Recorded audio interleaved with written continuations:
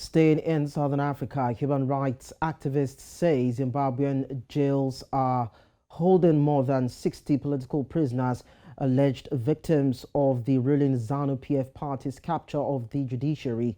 Political activists are said to be facing a major clampdown, with over 60 currently held in detention and many allegedly tortured. Pro-democracy campaigner Mokomborero Haruzivishe, who has been advocating for the release, joins us to speak more on this. You're welcome. Yeah, thank you for hosting me. Well, you have been one of the people advocating for the release of political activists jailed in Zimbabwe for a long time now. Can you tell us about your advocacy?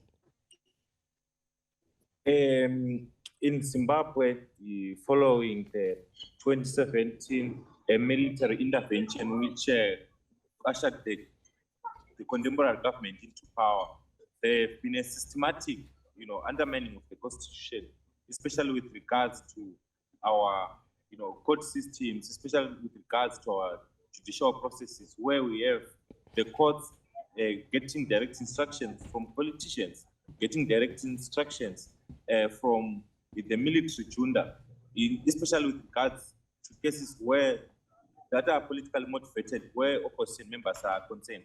I myself am speaking as one who spent a year in jail despite, no crime that I had committed. I have been arrested 37 times and no single conviction. I think that is enough proof to show that you can't arrest someone 37 times on the same charge and then that person has no conviction. You can't be denying opposition members, like the 60 who are in prison right now. 9 of them are members of the Mtwaka's Republic, the opposition party. Their crime is they protested, they held a no to police brutality protest, and they were convicted. They're now serving time. We have 34 members of the, an apostolic sect. These are Christians who protested poverty in town. They were singing, saying no to poverty, pleading with God to bail them from poverty.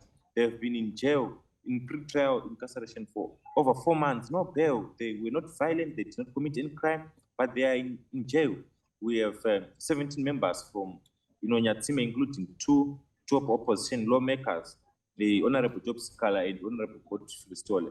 They are in jail right now, pre-trial incarceration, being denied bail, but their crime is protesting, not to abductions after Mob Blessing Ali, an opposition member, was abducted and brutally murdered.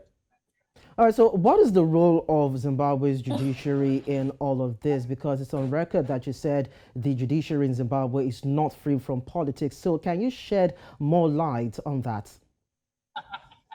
I wouldn't want to use my own words. I want to quote the words of the esteemed High Court judges of Zimbabwe in a letter they wrote on the 26th of October in 2020 to His Excellency the President of Zimbabwe, Emmerson Mnangagwa.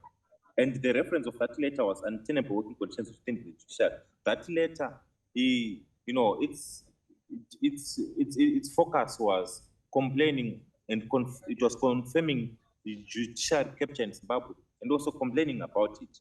I want also to go to yesterday's letter, and this letter was sent to the Zimbabwe Anti-Corruption Commission by the judges back then in 2020, and also to the Attorney General of Zimbabwe. It was copied also there, implying that these are things which are tangible, which the esteemed High Court judges have evidence of.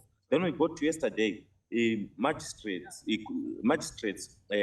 from Harare wrote also a letter to the Zimbabwe Anti-Corruption Commission, and it was a public letter, and they were also complaining of the same. It was also addressed to the Judicial Service of Zimbabwe, the Judicial Service Commission.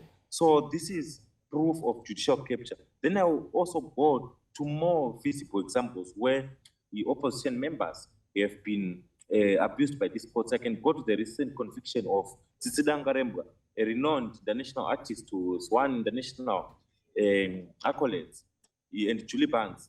They were convicted for holding protest placards, the 2 of them, and written on the protest placards were, do not stop arresting journalists, stop human rights abuses. And they were convicted of inciting public violence. yet no violence happened on that. Then we go further to the statements written and said, uttered publicly by Tafadzo Mbadi, the Director of Information in ZANU-PF, where he said you personally see to it that Job Sikala rots in prison. Yet Job Sikala is innocent. Tafadzo Mbadi is a mouthpiece of a political party, the ruling party. We got George Charamba, the presidential spokesperson, who also uttered statements to the effect that George Charamba, that Job Sikala and the Nyatsime 17, who also rot in prison. Okay. This shows party-state conflation where a resolution was made, a political resolution to punish these people because of their opposition. All right, Malcolm Borrero, to wrap this up, advocacy has been around this issue for a long time in Zimbabwe, but the authorities seem to have turned deaf ears. And just concluding from what you said, a lot has been done to see how these people can be freed. But then, do you think that there will be any difference this time around that you are coming out to speak? Number one, there is need to escalate, and escalating means the magistrates, the judges, and us, the opposition activists who are getting victimized, have at least a consensus that the justice system is incapable of administering justice in Zimbabwe. Even the lawyers also, they have that consensus. If anything, if the statements by top lawyers like Beatrice Mtetwa in a recent bail application for Job Sikala is anything to go by.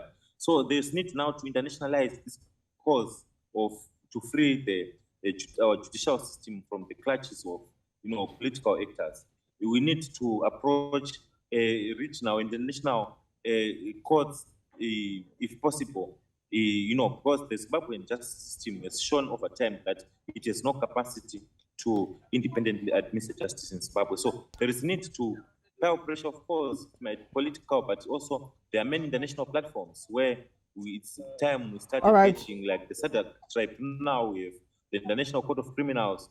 Was once we start engaging these international legal platforms. All right, thank you so much. Yeah, thank you so much, Malcolm Borrero. We will not be able to accommodate you more than this, but then you have made your statement. Thank you so much for joining us. Okay.